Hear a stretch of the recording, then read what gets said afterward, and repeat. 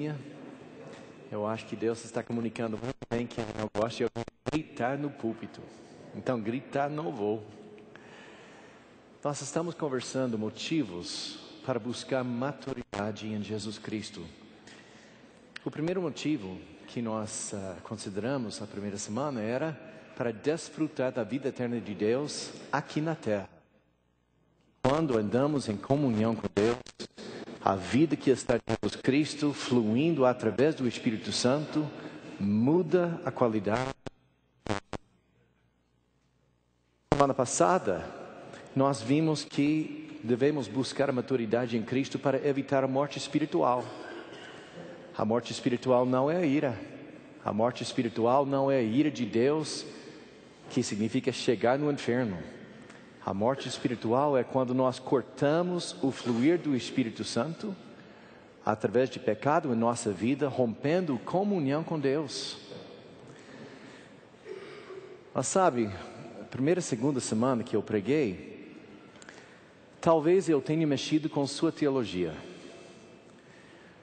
Hoje à noite eu vou pregar uma das mensagens mais difíceis que eu já preguei em toda a minha vida, porque eu vou mexer com as vidas.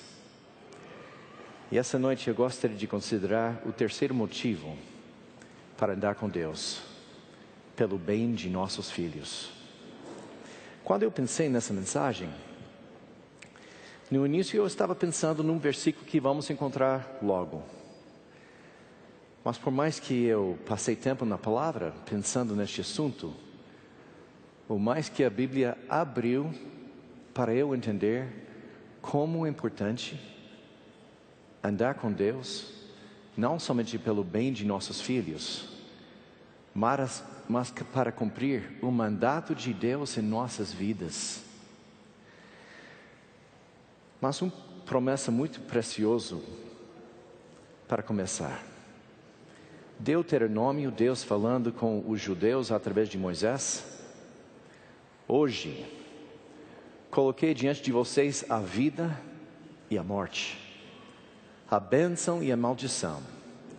Agora, escolham a vida, para que vocês e seus filhos vivam, e para que vocês amem o Senhor, o seu Deus, ouçam a sua voz e se apeguem firmemente a Ele, pois o Senhor é a sua vida. Antes de entrar no assunto, precisamos de entender outro assunto, porém. Nós precisamos entender como estamos vivendo num campo de guerra. A guerra entre Deus, o que a Bíblia chama o cosmos. E porque o cosmos tem formulado tanto nosso pensamento, é muito provável que hoje à noite eu vou falar coisas que não vão bater muito bem com as ideias do cosmos. E se você tem adotado a perspectiva do cosmos, nós vamos encontrar versículos que vão ofender.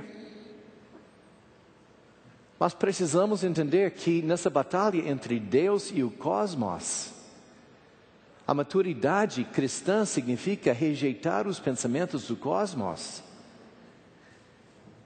nos arrepender de nossos pensamentos e aceitar os pensamentos de Deus. Mas o que é o cosmos? A palavra cosmos aparece 105 vezes no Novo Testamento.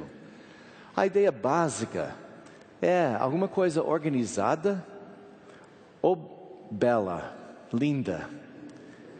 Nós ganhamos a palavra cosméticos dessa palavra. E quando nós falamos que uma mulher é bem arrumada, é essa ideia. Quando Deus criou os céus e a terra estava sem forma e vazia. E Deus organizou os céus, organizou o cosmos e criou o mundo.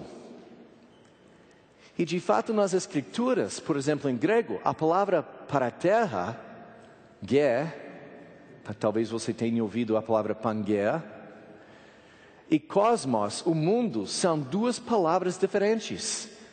A terra é a parte matéria do mundo que Deus organizou. O cosmos é o sistema que existe aqui na terra. Mas, biblicamente, na maioria dos casos, o cosmos é o sistema satânico em oposição a Deus. Agora o mundo está sob o controle de Satanás, jaz no colo do maligno. Jesus chamou Satanás o príncipe do cosmos. E o apóstolo Paulo escreveu que Satanás é o Deus dessa era. Estamos vivendo em batalha, em campo de guerra, entre Deus e seus planos pela terra, e Satanás e seus planos pelo mundo. Satanás tem autoridade sobre o cosmos. Na tentação de Jesus, Satanás falou que todos os governos e todo o seu esplendor do mundo estão sob seu controle. E é Ele que está colocando os governantes no poder. E, consequentemente, o cosmos odeia Deus e odeia os filhos de Deus. Jesus falou em João 15, se o mundo os odeia, tenham em mente que antes que odiou a mim. Se vocês pertencessem ao mundo, Ele os amaria, como se fosse dele. Todavia, vocês não são do mundo. Nós estamos no mundo, mas não somos do mundo. Mas eu os escolhi, tirando-os do mundo, por isso o mundo os odeia. Meus irmãos, não se admirem se o mundo os odeia. Então, biblicamente, o cristão está no mundo. E uma grande parte de João 16 e 17 reflete as preocupações de Jesus que seus seguidores, os crentes, estão no mundo. Mas como é que você pode estar no mundo sem estar do mundo? Sem ser influenciado pelo sistema de Satanás? E não temos jeito para evitar o mundo sem sair do mundo. Paulo escreveu, está querendo evitar as pessoas impuras do mundo? A única opção é suicídio. Isso não é boa. Vivemos no mundo e precisamos aproveitar das coisas do mundo para viver. Se alguém tiver, 1 João 3,17, as coisas necessárias do mundo. Todavia, precisamos ter cuidado para que não sejamos poluídos pelo cosmos.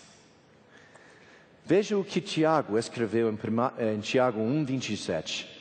A religião que Deus Pai, que Deus nosso Pai aceita como pura e imaculada, é manter-se incontaminado pelo mundo.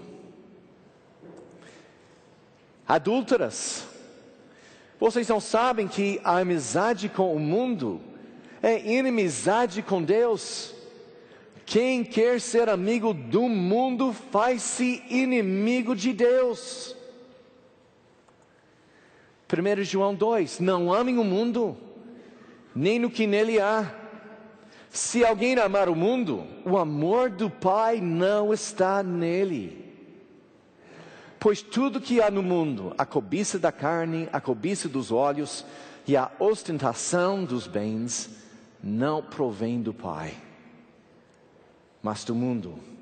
O apóstolo Paulo nos exortou que sejamos puros e irrepreensíveis, filhos de Deus inculpáveis no meio de uma geração corrompida e depravada. É a nossa geração corrompida e depravada, na qual vocês brilham como as estrelas no mundo, retendo firmemente a palavra da vida.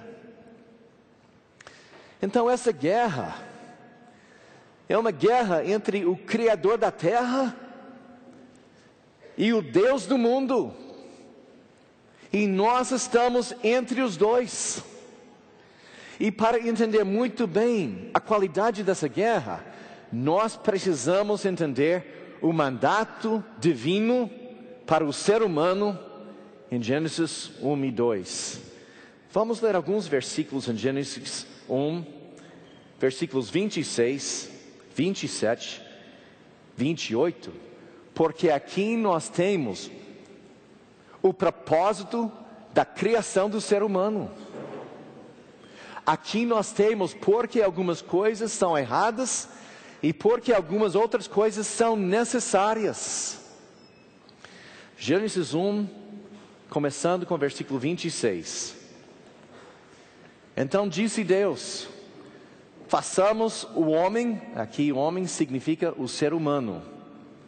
Façamos o ser humano à nossa imagem, conforme a nossa semelhança.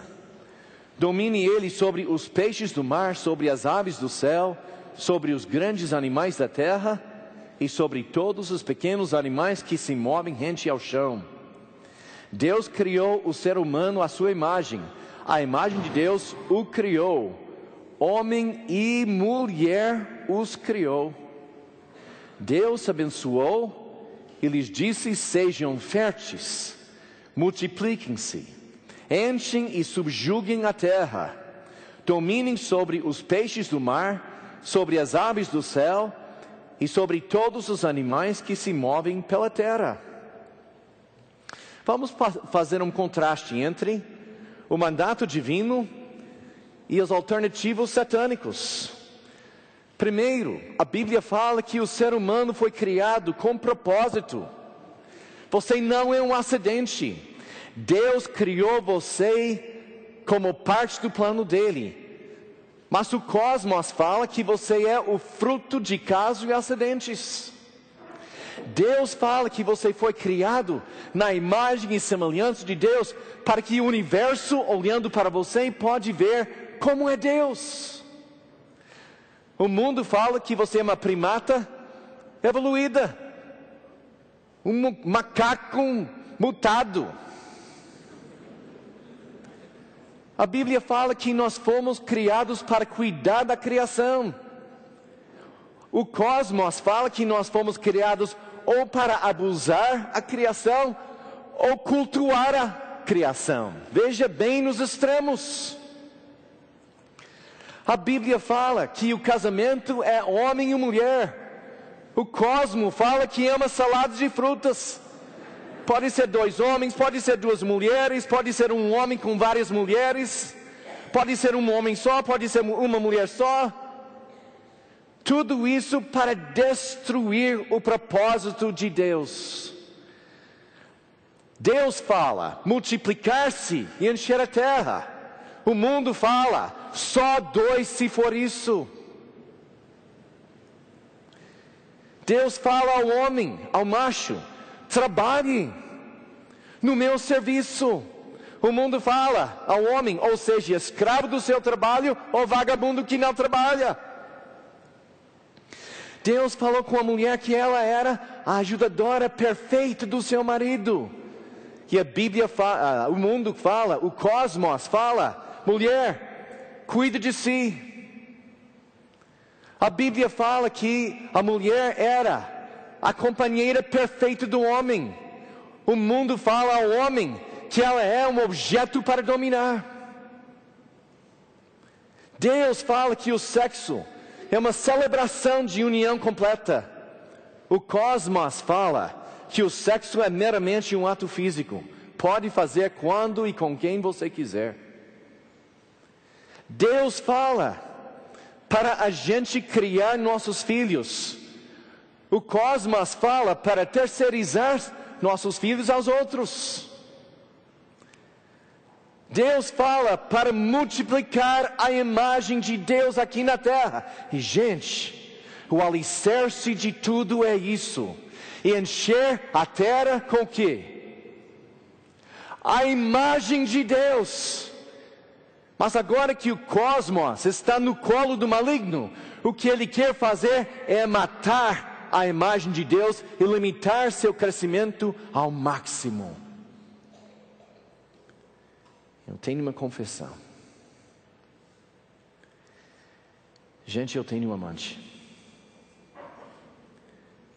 E o nome do meu amante é o cosmos.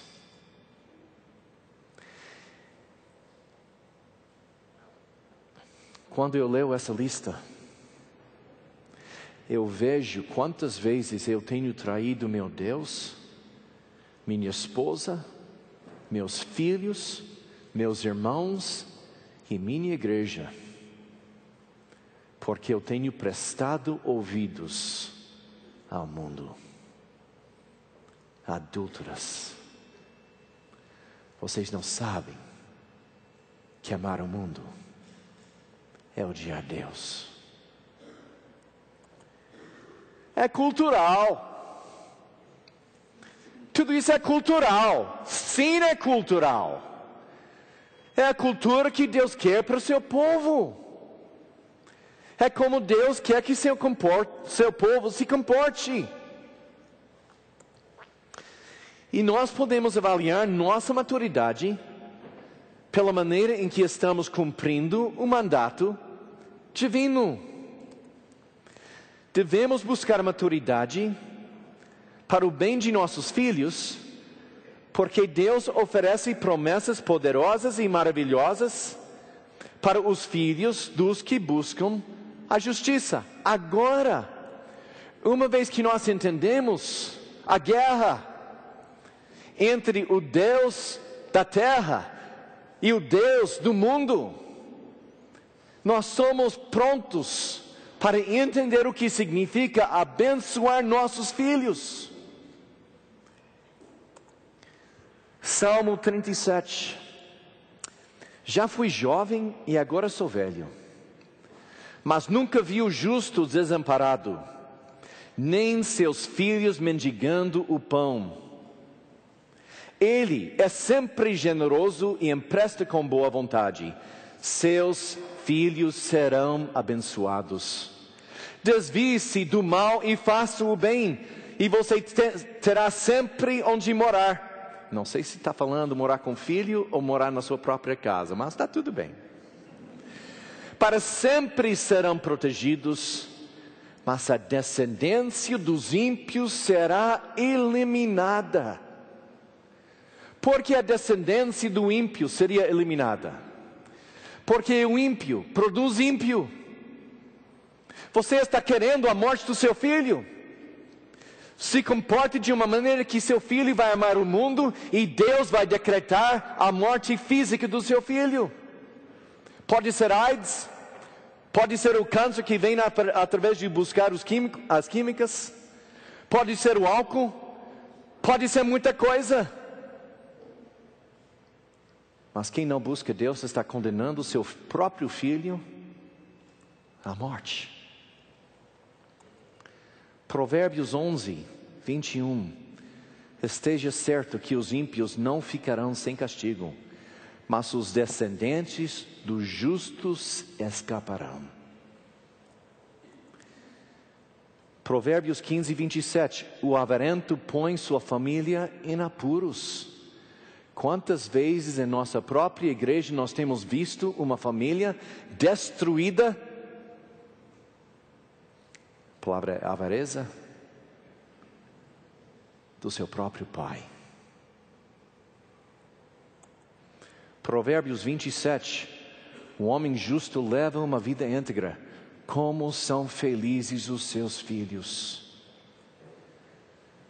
Também, pelo mandato de Deus, é nossa responsabilidade ensinar nossos filhos sobre Deus e como andar com Ele. Discipline seu filho, pois nisso há esperança. Não queira a morte dele. Como é que um pai pode desejar a morte do seu filho?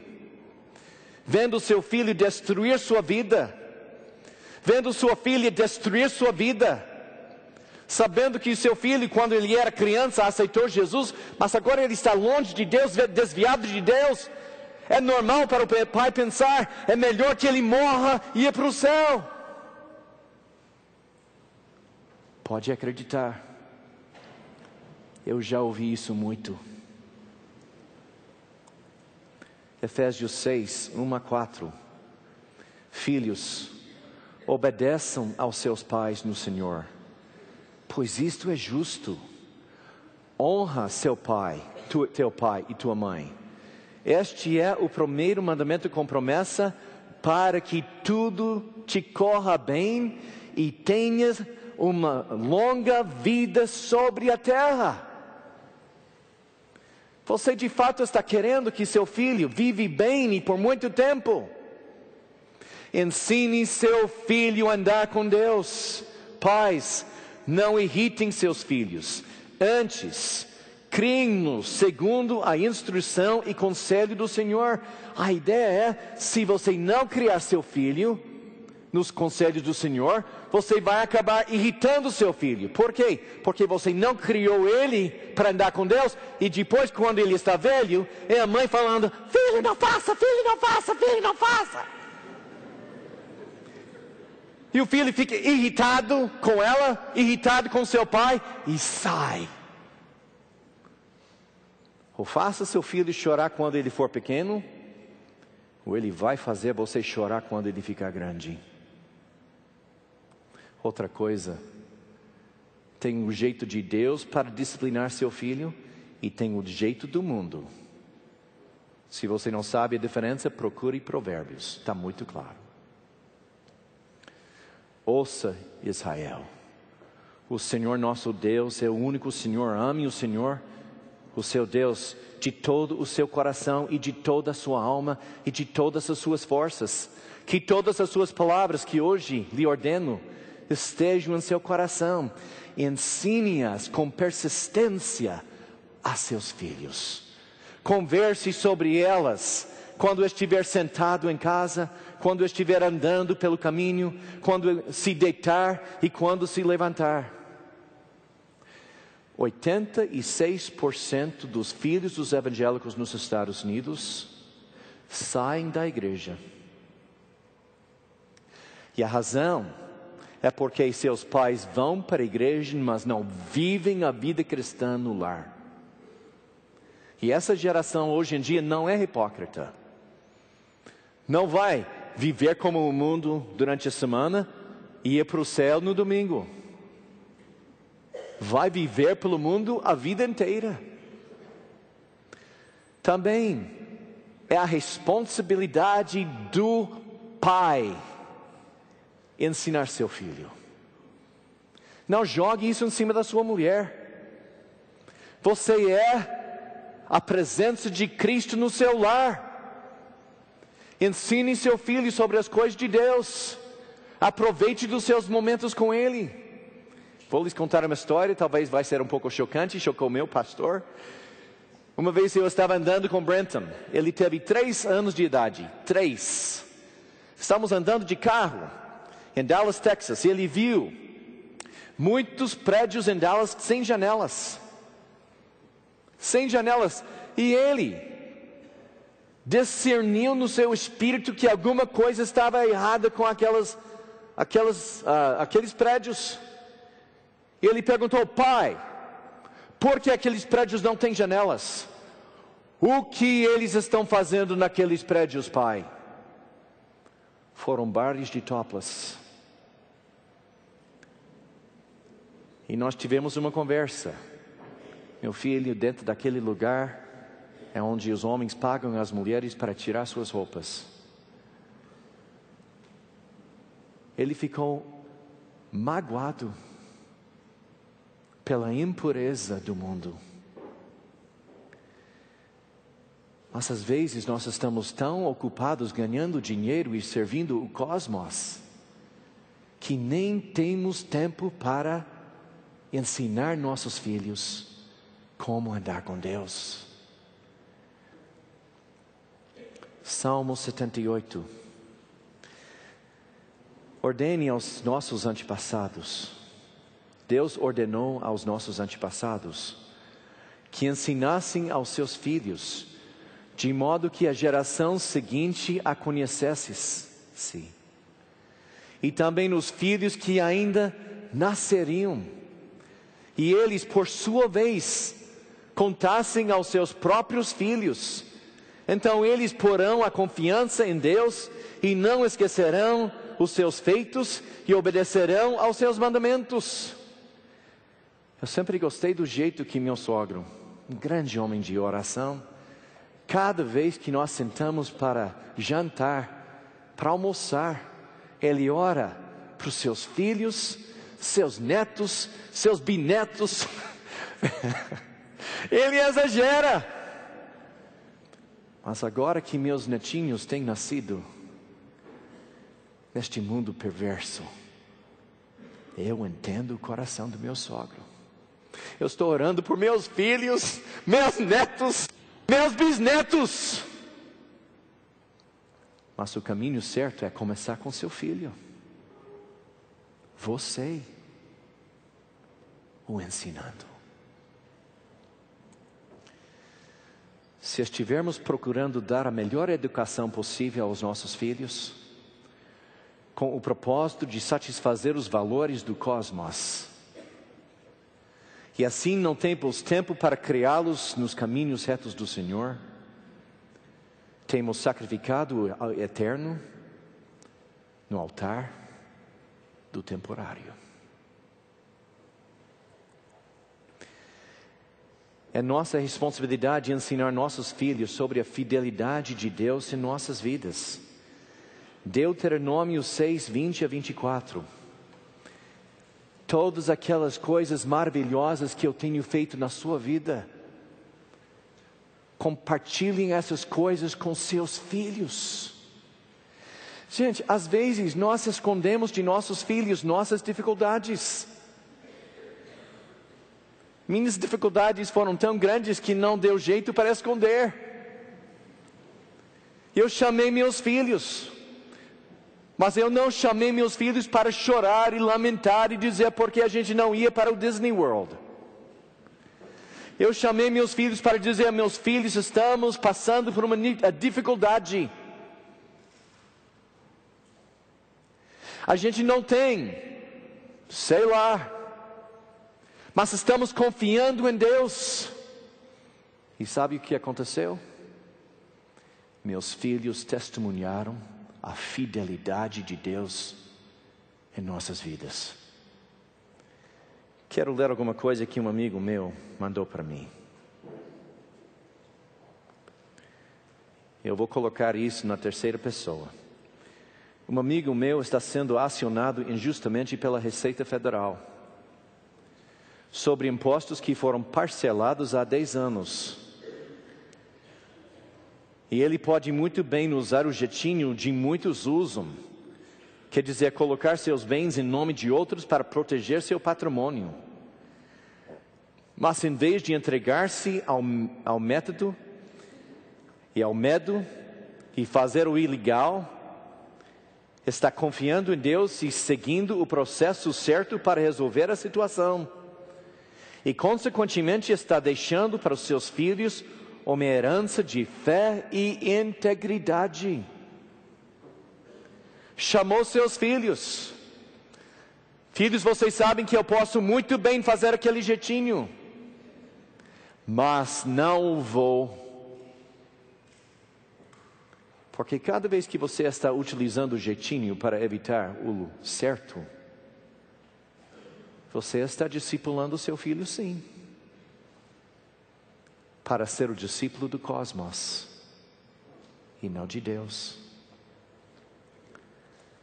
A casal maduro valoriza a multiplicação de filhos. Multipliquem-se, sejam férteis. Eu tenho notícias para você: 2 mais 2 não é multiplicar. Muito menos 2 mais 1,5.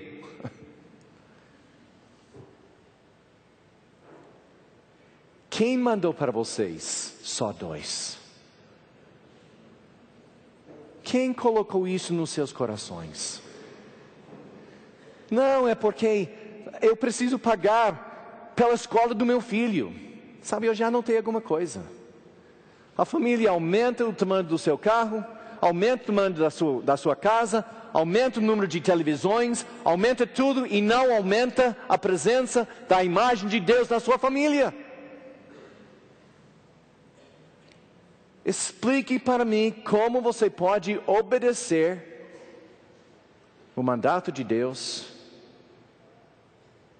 seguindo o conselho do cosmos.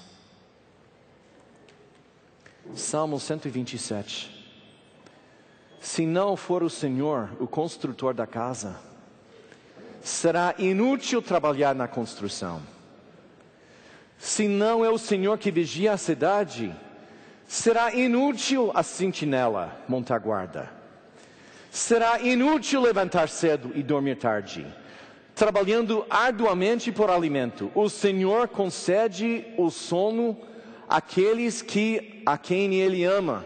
Em hebraico fala melhor.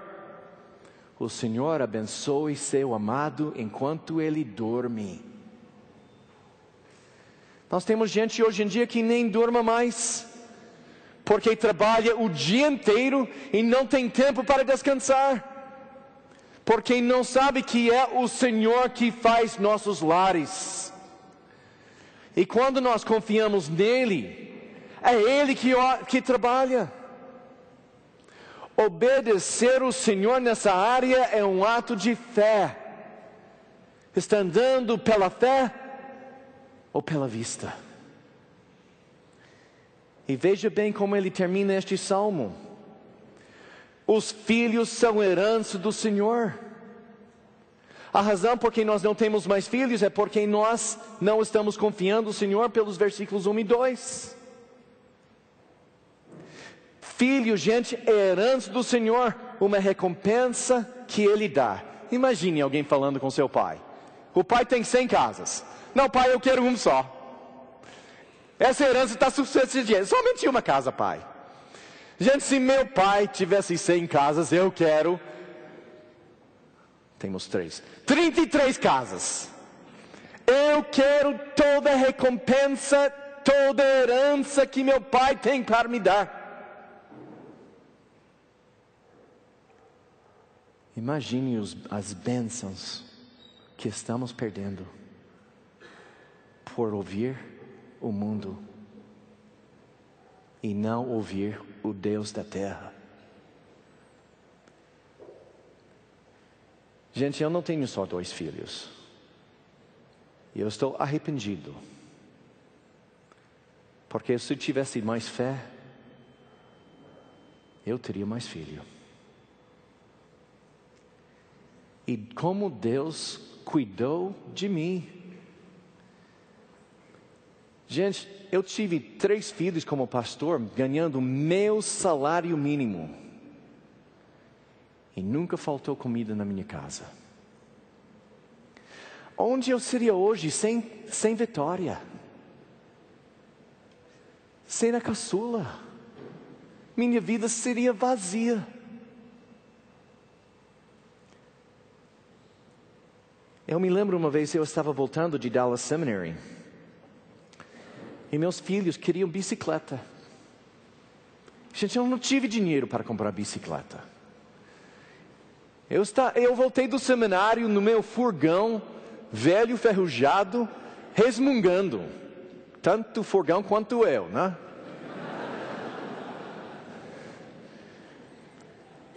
Reclamando. Sou teu servo. Sacrifiquei tudo para servir o Senhor. Mas meus filhos, nem bicicletas podem ter.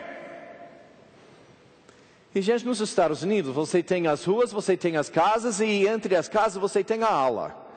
E lá você tem a entrada para a garagem, a lixeira, a lixa fica ali, tudo isso. Então, eu dobrei para entrar, indo para casa, e eu vi no lixo do meu vizinho 3 bicicletas novinhas. Vapti-vupti, gente.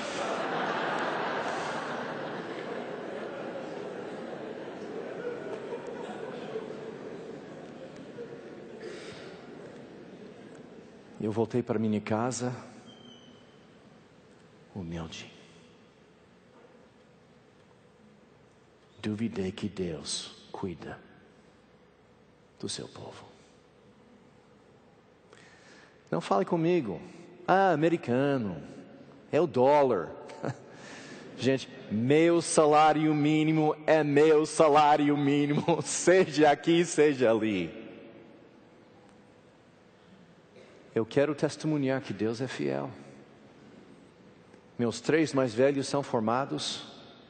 O primogênito está se formando, doutorando em teologia em Oxford University. As mensalidades dos meus filhos, 2 filhos menores, é 3 vezes meu salário. Como? Não tenho a mínima ideia. Mas eu quero testemunhar. Conforme sua fé, seja contigo. Nós temos não o que nós merecemos, mas aquela coisa para que nós confiamos no Senhor. Como flechas nas mãos do guerreiro são os filhos nascidos na juventude. Veja bem, nascidos quando? Não, vou esperar até 35, 40, 45. Ótimo. O vovozinho está criando seu próprio filho. No meu lar, eu tinha 23 anos quando meus nasceram. Era bagunça de moleques, gente. Como é feliz um homem que tem sua aljava cheia deles.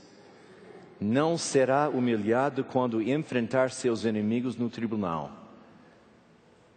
Gente, eu tenho confrontado meus inimigos. E sabe, eu me lembro, vocês se lembram, quando eu fui expulso do seminário em Belém, por acreditar que a Bíblia é inspirada sem erro. Eu me lembro, eu estava andando na rua com meus 3 mais velhos, sentindo humilhado, quebrado, fracasso. E na profundeza da minha tristeza eu falei com meus filhos: filhos, perdoe-me por ter envergonhado vocês. E como eles reagiram? Não, pai, somos orgulhosos. Quando hoje em dia a gente faz reunião da família, é um exército, gente.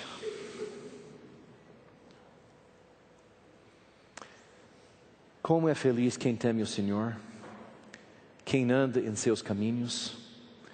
Você comerá do fruto do seu trabalho, será feliz e prospero. Sua mulher será como videira frutífera em sua casa. Gente, não é sua esposa seria como videira com suas 2 uvinhas. Seus filhos serão como brotos de oliveira ao redor da sua mesa. Assim será abençoado o homem que teme o Senhor. Que o Senhor o abençoe para que você veja os filhos dos seus filhos.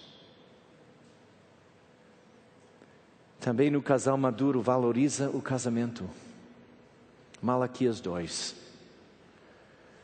A outra coisa que vocês fazem, enchem de lágrimas o altar do Senhor, choram e gemem porque Ele já não dá atenção às suas ofertas, nem as aceita com prazer. E vocês ainda perguntam, por quê? É porque o Senhor é testemunha entre você e a mulher da sua mocidade, pois você não cumpriu a sua promessa de fidelidade, embora ela fosse a sua companheira, a mulher do seu acordo matrimonial. Não foi o Senhor que os fez um só? Em corpo e em espírito, eles lhe pertencem. E por que um só? Porque Ele desejava uma descendência sagrada. Quando você acaba com seu casamento, você prejudica a vida espiritual do seu filho. E Deus cobra. Você não ouviu sua mulher quando ela estava chorando? Você não ouviu seu filho quando o seu filho estava chorando? Então agora que você está chorando, seu Deus não vai lhe ouvir. E é justo. Quando nós valorizamos nossos filhos e queremos a maturidade, precisamos pensar nas sequelas de divórcio nas vidas de nossos filhos. E gente, não fale comigo, é melhor para o filho. Eu estou no ministério há 30 anos, eu nunca vi um divórcio que foi melhor para o filho. Nunca. Nunca. Às vezes uma separação para proteger a vida da mulher ou as vidas dos filhos. Mas eu nunca vi um divórcio que acabou bem para o filho. Agora eu preciso de tratar casos especiais. Solteiros, solteiras. Por que nós temos tantos solteiros e solteiras hoje em dia? Eu fui para a internet e busquei e encontrei uma pesquisa nos Estados Unidos sobre um novo fenômeno que está acontecendo nos Estados Unidos. De muitas mulheres de 30 anos de idade ou mais, na casa de 30, que não conseguem encontrar maridos. E anteontem à noite, o pastor Jairo Cáceres falou que eles fizeram a mesma pesquisa no Brasil, porque a mesma coisa está acontecendo aqui no Brasil. E o que é que eles descobriram? Temos encorajado a mulher não se casar, não ter filho, até primeiro investir toda a sua vida, nos seus estudos, na sua carreira, e uma vez que ela tem tudo pronto, ela quer se casar, e o que sobra são sobras. E eles descreveram os homens que sobram. Nos Estados Unidos é o garotão que gosta de jogar videogame, o surfista que não quer levar a vida para frente, o homem que nunca saiu da casa da sua mãe, o homem profissional que não quer se casar porque ele não quer dividir seus bens se acabar em divórcio, e o homem que está no seu segundo, terceiro, quarto casamento. Isso não é a opinião de um pastor radical. É os resultados de uma pesquisa sociológica. E pastor Jairo falou, interessante, porque é a mesma coisa aqui no Brasil. Aquela menina gastou os melhores anos da sua vida quando houve moços disponíveis, provavelmente satisfazendo as exigências dos seus pais, em vez das exigências de Deus. Pense nisso. Quanto você investiu na sua filha para ela se tornar engenheira? E quanto esforço você exerceu na vida da sua filha para ela ser uma boa mãe e esposa? Pense nisso. Mas mesmo assim, existem promessas poderosas na palavra de Deus para os que não têm filho. Isaías 65. A mulher que não tem filho, o Senhor vai cuidar dela de um jeito espiritual que ela vai ter muito mais filho do que aquela mulher que tem filho. Vocês solteiros que não têm filhos, ou vocês casadas que não podem ter filho, invistam suas vidas nas moças que estão crescendo na nossa igreja. Faça aquela filha dos outros sua discípula. E quando você chegar na minha idade, gente, eu quase falei alguma coisa e o brasileiro vai levar isso mal. Eu tenho deixado filhos no Brasil inteiro.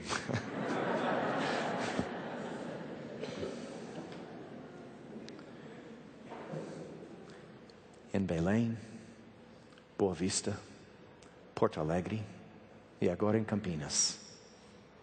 Os frutos do meu ministério de discipulado estão liderando algumas das igrejas mais fortes do Brasil.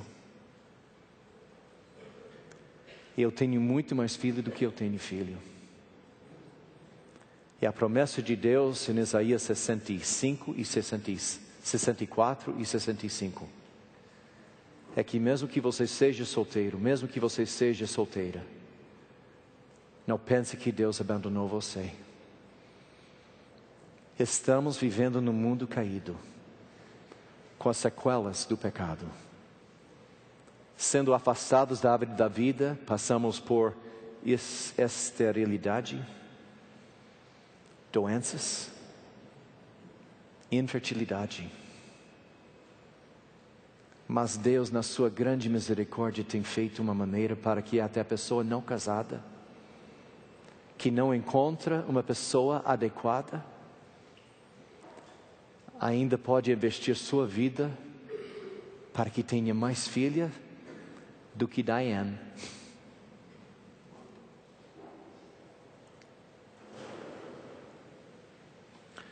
Os já determinados. O que eu quero dizer por já determinado? Uma vez eu preguei essa mensagem e uma mulher de 40 me aproximou com lágrimas e falou: eu já fiz a cirurgia. Faço o quê? Tem pessoas que são de idade avançada e é impossível ter mais filho. Não podem cumprir o mandato de Deus. Fazer o quê? Primeira coisa, faça o favor de não criticar e ridicularizar a mulher que tem mais que 2, para justificar suas decisões. Faça o favor de não criticar o pastor quando ele prega sobre o divórcio. Eu juro, diante de Deus, que meu propósito em pregar essas coisas hoje à noite não é para deixar você sentir culpado, criticado ou condenado, gente. Quem conhece meu coração sabe, eu chorei antes de pregar essa mensagem. Eu chorei.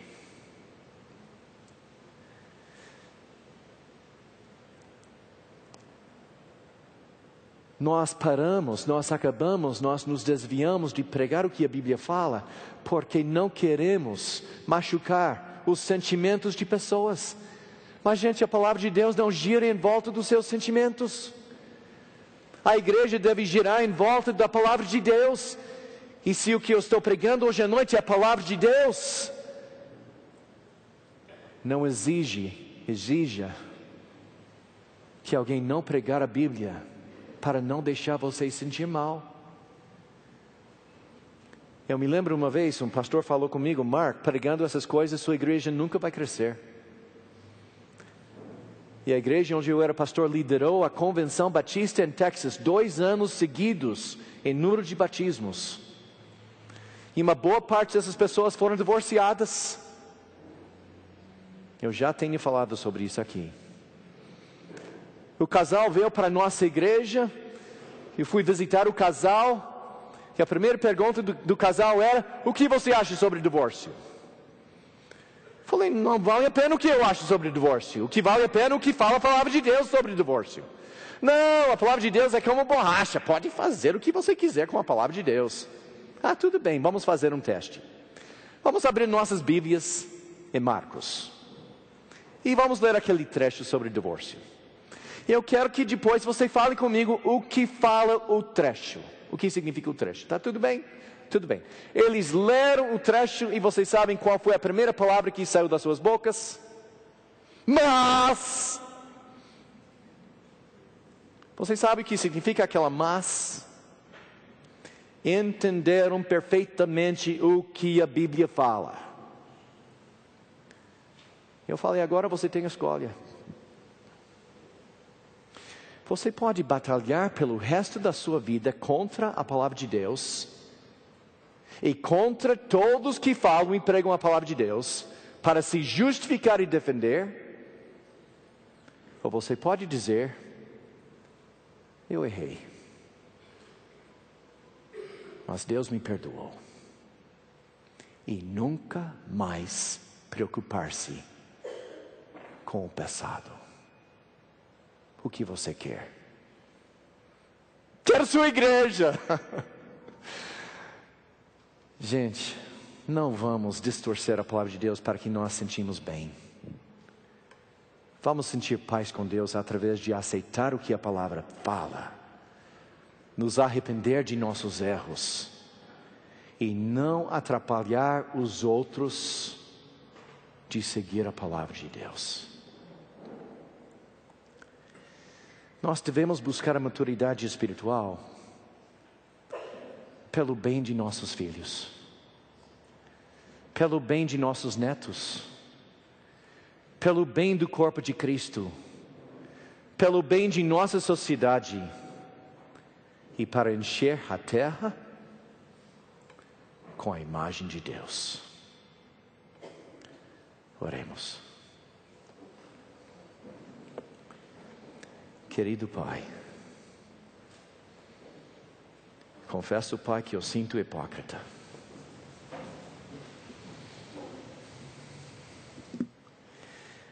Porque cada palavra que eu falo,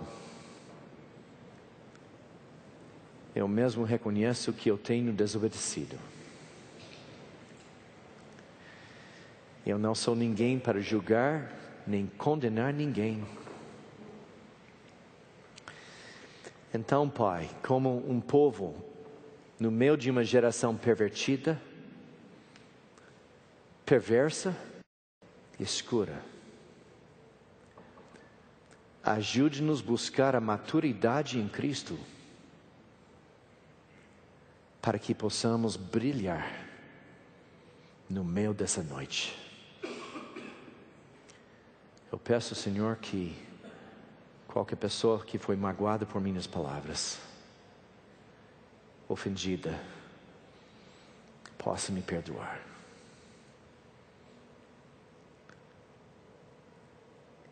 E se eu tiver ofendido o Senhor por minhas palavras, eu também peço perdão.